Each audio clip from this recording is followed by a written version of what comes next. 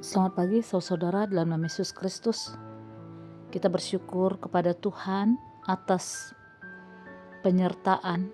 Kita boleh istirahat di malam hari dan pagi hari ini kita boleh bangun.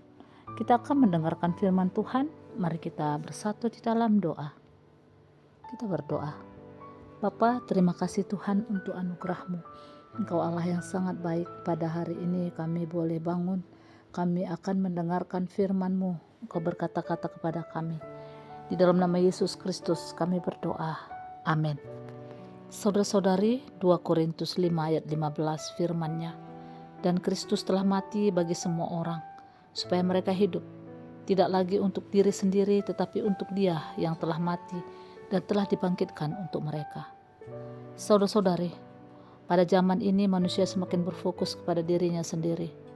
Tren seperti swafoto atau selfie membuat manusia semakin memuji dirinya sendiri. Mereka berusaha mencukupi kebutuhan sendiri dan sedapat mungkin hanya berelasi dengan orang lain jika itu menguntungkannya.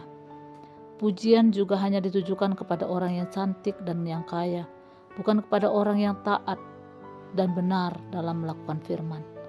Hal ini terjadi karena manusia terjebak dan terpenjara oleh berbagai hal duniawi, sehingga berlomba untuk menggapainya demi sebuah pengakuan duniawi.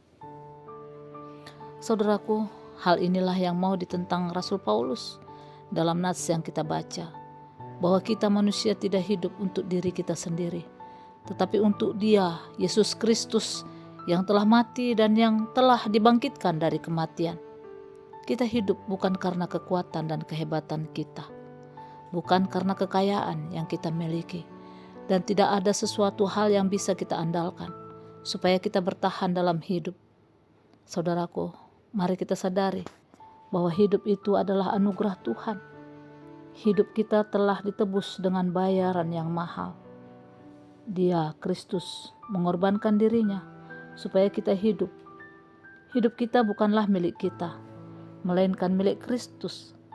Artinya, hidup kita harus sepadan dengan kehendak Tuhan dan menjalaninya sesuai pengaturan yang dari Tuhan.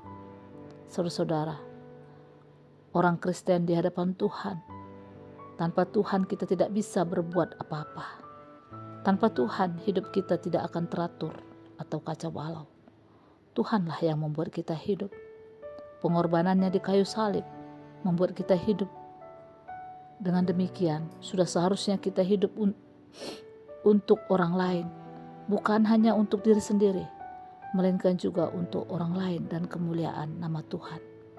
Marilah kita menghayati kasih Tuhan dalam hidup kita dan menjalani hidup sesuai dengan kehendak-Nya. Kita layak bersyukur atas pengorbanan Yesus dan bersungguh-sungguh mempersembahkan hidup kita untuk melayani Tuhan dan anak-anak-Nya. Amin. Mari kita berdoa. Bapa, terima kasih. Sadarkanlah kami ya Tuhan bahwa hidup kami adalah pemberian-Mu dan kami bisa senantiasa mengucap syukur kepadamu. Dan ya Tuhan, ajar kami supaya kami juga tidak hidup untuk diri kami sendiri, tetapi kami hidup untuk Yesus dan untuk jadi berkat bagi sesama. Terima kasih Bapa, Engkau berkati hari ini dan aktivitas kami. Di dalam nama Yesus Kristus kami berdoa. Haleluya. Amin.